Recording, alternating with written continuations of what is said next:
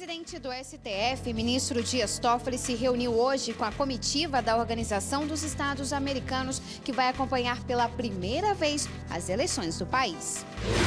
Uma dimensão não só de resolver conflitos entre pessoas, mas também de resolver conflitos coletivos, conflitos sociais, conflitos culturais. Se você não sabe onde vota, basta consultar o local no site do Tribunal Superior Eleitoral. Informações sobre a história, a importância e o impacto que a Constituição de 88 teve no cidadão, mas também ao Supremo Tribunal Federal.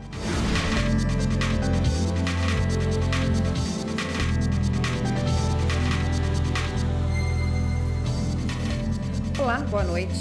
Boa noite.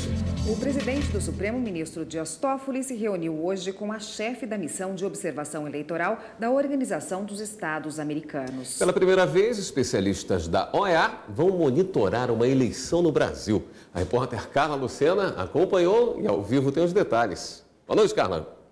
Oi, William, boa noite para você, boa noite a todos. A comitiva da Organização dos Estados Americanos foi recebida hoje à tarde aqui no Supremo pelo presidente do STF, o ministro Dias Toffoli. Essa é a primeira vez que integrantes da OEA vão acompanhar as eleições do país. A equipe é chefiada pela ex-presidente da Costa Rica, Laura Chinchilla. Ela já acompanhou de perto as eleições de 2016 dos Estados Unidos e também de 2015 do México. A missão aqui no Brasil vai observar principalmente a organização e tecnologia eleitoral com as urnas eletrônicas, a participação na política de mulheres, negros, indígenas e também de pessoas com deficiência, ao financiamento de campanhas e ainda a liberdade de imprensa. A equipe é formada por mais de 40 pessoas e o grupo vai se dividir por 12 estados do país, abarcando aí as 5 regiões brasileiras, e também outras pessoas integrantes dessa missão vão acompanhar as eleições do Brasil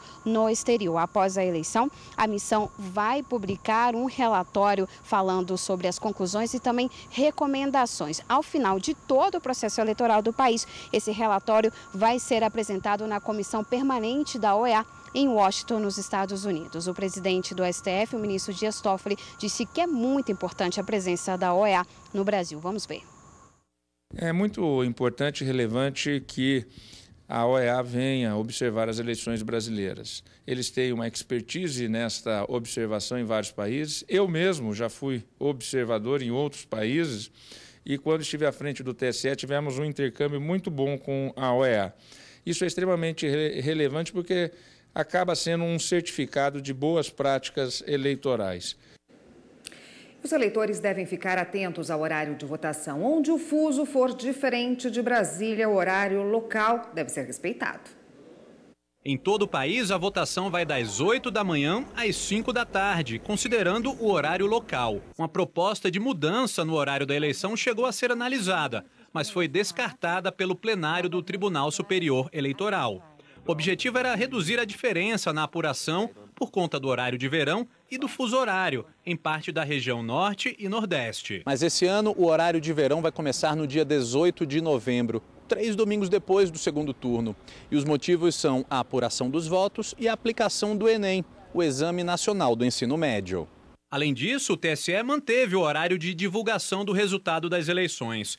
Os números iniciais da disputa ao cargo de presidente serão liberados somente a partir das 5 da tarde no horário do Acre, ou às 7 da noite no horário de Brasília, quando a eleição tiver terminado em todo o Brasil. Ainda sobre eleições, eleitores precisam ficar atentos ao que é proibido e permitido na hora de votar no próximo domingo. É preciso levar um documento oficial com foto. Certidões de nascimento ou casamento não são aceitas. O título de eleitor não é obrigatório para votar, mas o documento contém informações importantes, como o número da sua sessão eleitoral. Se você não sabe onde vota, basta consultar o local no site do Tribunal Superior Eleitoral. É só informar seu nome completo, a data de nascimento e o nome da sua mãe. No dia da votação, o eleitor pode manifestar apoio a candidato ou partido político, desde que de forma individual e silenciosa, por meio de bandeiras, broches e adesivos. O uso de camisetas com menções a partidos ou candidatos está permitido, desde que elas não sejam distribuídas e não haja aglomeração de pessoas ou abordagem de eleitores. É proibido levar para a cabine de votação aparelho celular, máquina fotográfica ou qualquer equipamento que possa comprometer o sigilo do voto. E para agilizar a votação, a Justiça Eleitoral orienta os cidadãos a levar os números dos candidatos anotados em uma folha de papel. O eleitor com deficiência ou mobilidade reduzida pode contar com o auxílio de uma pessoa de confiança, ainda que esse pedido não tenha sido feito com antecedência ao juiz eleitoral. O TST negou o pedido de um empregado dos Correios que pretendia receber o auxílio creche fora dos critérios fixados pela norma coletiva da categoria. Conforme previsto à época em norma coletiva da empresa, as empregadas tinham direito ao pagamento do reembolso creche até que o filho completasse 7 anos. O benefício é estendido aos empregados viúvos, solteiros ou separados que tivessem a guarda do filho em idade pré-escolar. Ao solicitar o benefício em 2014, o empregado da ECT argumentou que a concessão apenas às empregadas é discriminatória. Mas para a terceira vara do trabalho, no Rio Grande do Norte, as diretrizes traçadas pela norma coletiva da empresa não afrontavam o princípio da isonomia e nem configuravam discriminação de sexo, e que o técnico não preenchia os requisitos mínimos para receber o benefício. No entanto, o Tribunal Regional do Trabalho entendeu que a norma era discriminatória. Para o regional, a Constituição da República estabelece que é direito dos trabalhadores a assistência gratuita aos filhos e dependentes até os 5 anos de idade em creches e pré-escolas. O caso chegou ao TST. O relator na primeira turma, ministro Valmir Oliveira da Costa, avaliou que a cláusula coletiva, ao fixar critérios para a concessão do reembolso creche, teve a finalidade de diminuir o desgaste e melhorar as condições de trabalho da empregada mãe e também do empregado viúvo, solteiro ou separado, que tem a guarda dos filhos pequenos em razão da dupla jornada, e não de instituir vantagem salarial. Por unanimidade, a turma entendeu que não houve ofensa ao princípio da isonomia. Você sabe o que é incidente de insanidade mental? É a avaliação feita pela Justiça com base em perícia que aponta se um criminoso tem ou não transtornos mentais e compreensão da gravidade do crime. Nesses casos, o Código Penal prevê a aplicação de medidas de segurança como internação ou tratamento psiquiátrico. O que leva uma pessoa a matar ou machucar alguém sem motivo? Por ter visto muito, ela acaba criando na mente dela que aquilo é como se fosse alguma coisa normal. Muitos casos podem até ser psicológicos, mentais, problemas de saúde, mas em outros também pode ser maldade. Normalmente, os acusados alegam que haviam motivos para cometer o crime. Eles vão desde legítima defesa, brigas, dívidas. Mas e quando o criminoso se defende afirmando que simplesmente agiu por impulso? Alguém cometendo um crime, um delito, e alegando que o fez por motivos de não entender o que estava acontecendo, nós temos que periciá-los. E a perícia envolve toda uma instrução, portanto, uma análise ampla da história médica do indivíduo, da documentação médica do indivíduo, dos sintomas e da apresentação e do exame psíquico do indivíduo naquele momento. A perícia, prevista no Código de Processo Penal, é chamada de incidente de insanidade. Se o laudo apontar que o réu não era capaz de controlar os atos dele sem entender a gravidade do crime, pode ser julgado como inimputável, que não pode ser punido. Nesses casos, em vez de prisão, a lei prevê a aplicação de medidas de segurança, como internação ou tratamento psiquiátrico. O perito do Tribunal de Justiça do Distrito Federal explica que a maioria dos réus é avaliada como semi-imputável, que significa ter compreensão da gravidade do crime, mas não ter controle mental para deixar de agir. A maioria dos crimes acontecem com imputabilidade, são pessoas que são ditas normais, inclusive esse termo normalidade é algo até questionável do ponto de vista filosófico, já que um normal comete um crime ceifando, por exemplo, a vida de outro. E a menor parte acontece com pacientes ou com pessoas que têm situações de quebra do juízo da realidade. A lei brasileira também permite a aplicação de medidas de segurança nos casos em que o condenado apresenta alguma doença mental depois de preso. No caso de alguém que está cumprindo pena, a incapacidade foi a posteriori, foi superveniente à condenação. Constatado isso, suspende-se a execução. E você vai ver a seguir programa Artigo 5º com participações especiais. Uma dimensão não só de resolver conflitos entre pessoas, mas também de resolver conflitos coletivos, conflitos sociais, conflitos culturais.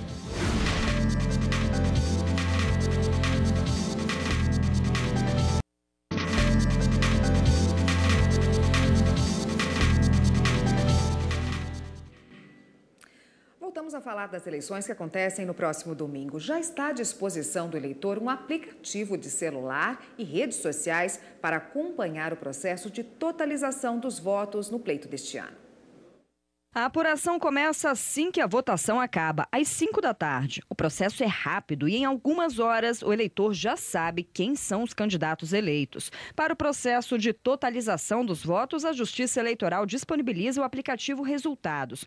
É uma versão atualizada da ferramenta Atualização 2014, desenvolvida para o último pleito e que se tornou o aplicativo mais baixado do Tribunal Superior Eleitoral.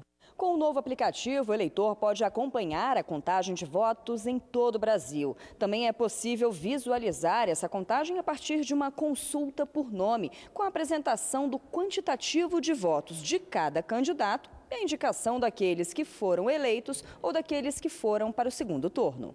O layout do sistema foi todo modificado e aprimorado. Agora dá para ver a foto dos candidatos. O aplicativo também permite verificar resultados proporcionais para deputados estaduais, distritais e federais, com a utilização da geolocalização do aparelho para indicar os resultados relativos ao estado em que ele se encontra. E, claro, a consulta também pode ser feita por outras localizações. Em caso de dúvidas, é só recorrer ao tutorial.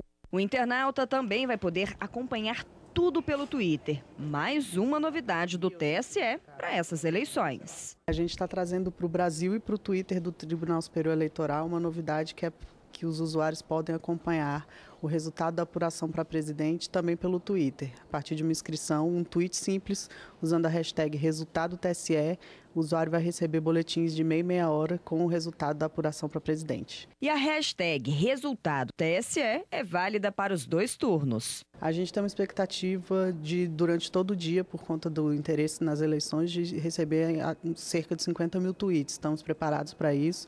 Já fizemos estudos, já fizemos testes, já garantimos nosso espaço dentro da rede para que nada atrapalhe a informação chegar ao eleitor. O aplicativo Resultados pode ser baixado gratuitamente pelo Play Store ou pela Apple Store. Todos têm direito a ter um pai. Esse é o entendimento do Tribunal de Justiça de Minas e da Defensoria Pública do Estado. O mutirão, que será realizado no dia 23 de novembro, pretende garantir o direito fundamental da pessoa de conhecer a própria origem. As inscrições para o mutirão Direito a Ter Pai vão até o dia 31 de outubro. O mutirão vai acontecer em 23 de novembro em 43 comarcas do estado. A iniciativa é uma realização do Tribunal de Justiça de Minas Gerais e da Defensoria Pública do Estado. O tribunal tem o CRP, que funciona aqui todos os dias, de 8 às 18, exatamente para essa situação, para regularizar a situação de crianças, adultos, adolescentes que não têm o nome do pai ou da mãe no registro de nascimento. E a Defensoria, junto com o tribunal, fazem um evento anual, que é esse mutirão Direito a Ter Pai, em que, num único dia, concentra vários atendimentos para também buscar essa regularização dessa documentação.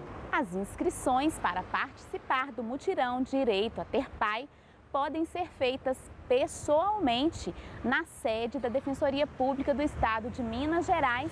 Durante o evento, os exames de DNA necessários para a investigação de paternidade, oferecidos gratuitamente para as famílias, serão custeados pelo Tribunal de Justiça de Minas Gerais. No mutirão desse ano, o tribunal vai pagar 1.150 exames de DNA para todo o estado de Minas, além de disponibilizar a equipe do CRP, a a nossa logística e o nosso conhecimento nesse tipo de atendimento para fazer esse atendimento no dia do mutirão. O mutirão efetiva o direito fundamental da pessoa conhecer a própria origem, previsto na Constituição e no Estatuto da Criança e do Adolescente. Além do valor afetivo, ter o nome do pai e da mãe nos documentos assegura outros benefícios. Em alguns casos, podem ser acordados no dia do evento. O reconhecimento da paternidade é muito importante para qualquer ser humano. Então, dá a garantia àquela pessoa de conhecer a sua história. E não vou dizer só biológica, porque esse ano nós vamos ter o reconhecimento da paternidade ou maternidade socioafetiva. Mas para a criança, isso é uma segurança. O ministro Dias Toffoli, presidente do Supremo Tribunal Federal e do Conselho Nacional de Justiça, e o ministro aposentado do STF, Nelson Jobim, participaram nesta sexta-feira do programa Artigo 5º. Na pauta do encontro, as 3 décadas da Constituição Federal. O programa especial repercutiu os 30 anos da Constituição Federal. Os ministros falaram sobre diversos temas, os direitos e deveres estabelecidos pela Constituição, as mudanças trazidas para a sociedade brasileira. Falaram também sobre o combate ao racismo, direitos do consumidor, a busca pela igualdade entre os brasileiros e o direito à vida. Com a Constituição de 1988, com a garantia, com a efetivação desses direitos e com um novo Poder Judiciário, porque a Constituição de 1988 redesenhou o Poder Judiciário, lhe deu a ele uma outra dimensão. Uma dimensão não só de resolver conflitos entre pessoas, mas também de resolver conflitos coletivos, conflitos sociais, conflitos culturais. E, nesse sentido, estabeleceu também que o Congresso Nacional efetivasse direitos através de códigos, através de estatutos. A sociedade se faz de indivíduos. Não existe a sociedade. A sociedade é um conceito. Mas existem indivíduos que a compõem, com problemas. Toda essa estruturação intelectual que se faz é exatamente para conseguir resolver os espaços individuais. Que os espaços individuais possam produzir, digamos, a paz social. O programa Artigo 5º com os ministros Dias Toffoli e Nelson Jobim vai ao ar hoje, às 20h30 da noite, aqui na TV Justiça. E daqui a pouco, trabalho integrado nos 30 anos de Constituição. Ao longo de todo o mês de outubro, o Supremo Tribunal Federal possa oferecer ao telespectador, ouvinte, leitor, das mídias sociais, da rádio, da TV Justiça, informações sobre a história, a importância e o impacto que a Constituição de 88 teve no cidadão.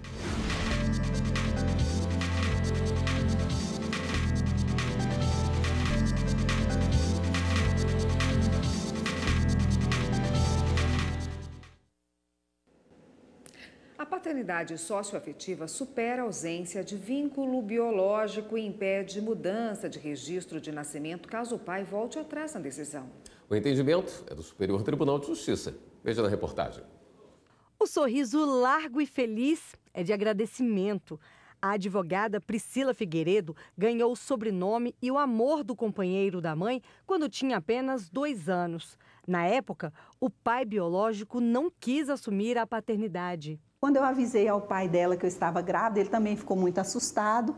E aí, diante disso, não assumia. Quando ela nasceu, eu queria que ele registrasse. E meus pais sempre diziam, não, ele não vai registrar. Por quê? Porque ele não te assumiu, não te assumiu, não assumiu a filha. Então, ele não é o pai dela.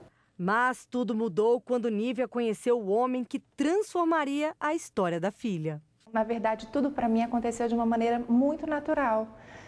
Eu não me recordo exatamente qual foi o momento em que ele entrou na minha vida, é como se desde quando eu nasci ele já existisse. Então, realmente o afeto é muito real, é muito natural.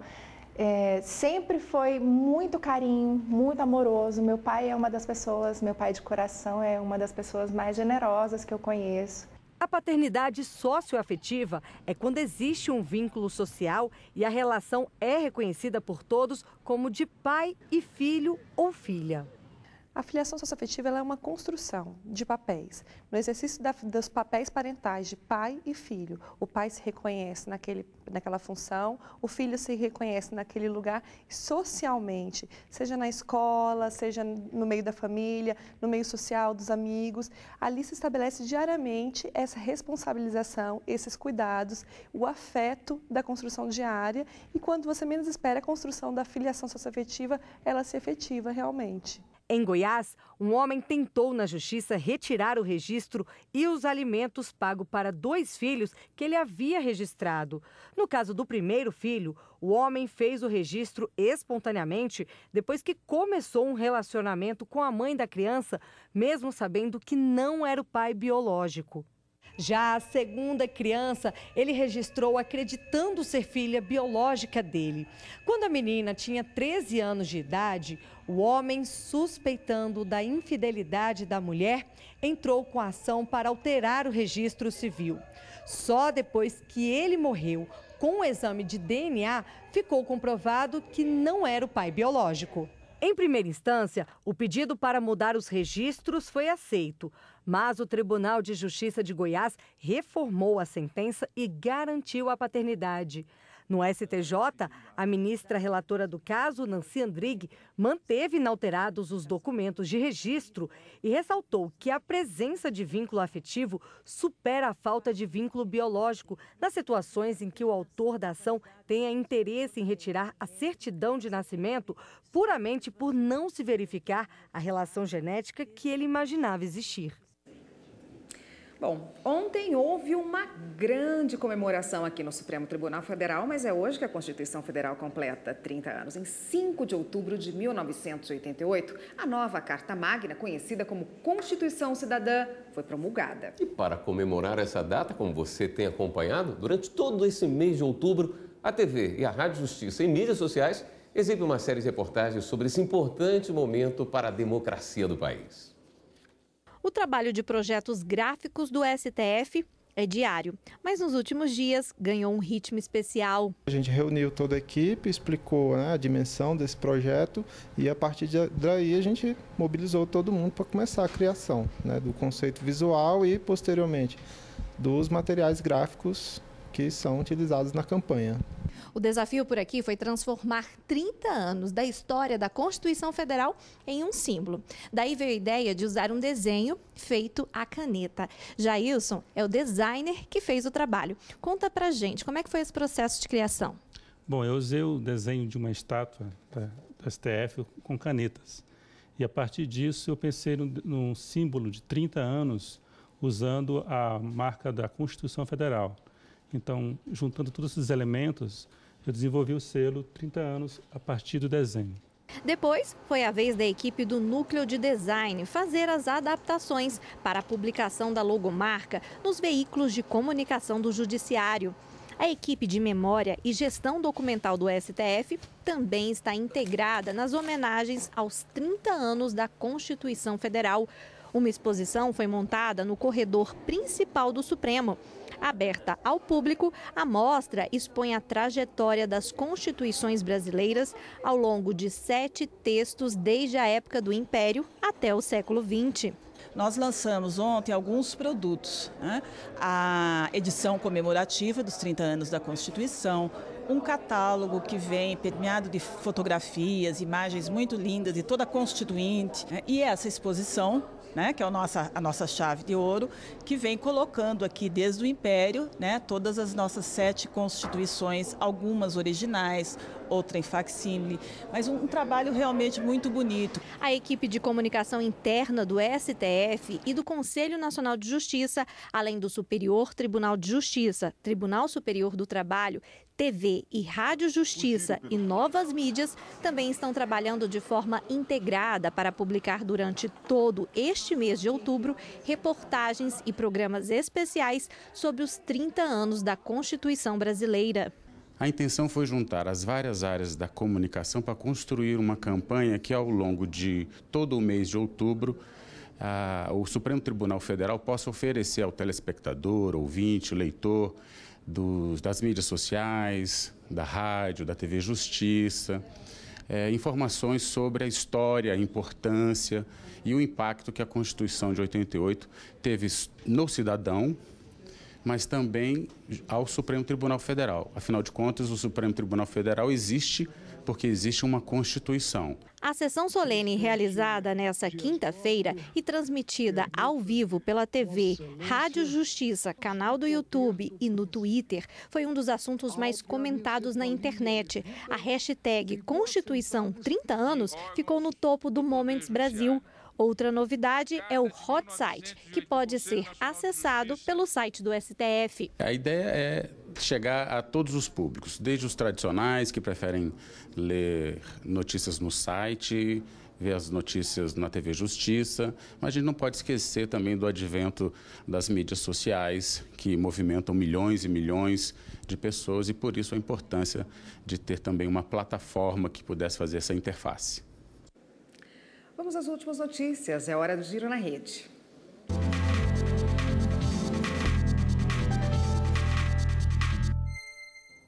Quem está hoje na redação do Jornal da Justiça é a repórter Viviane Novaes.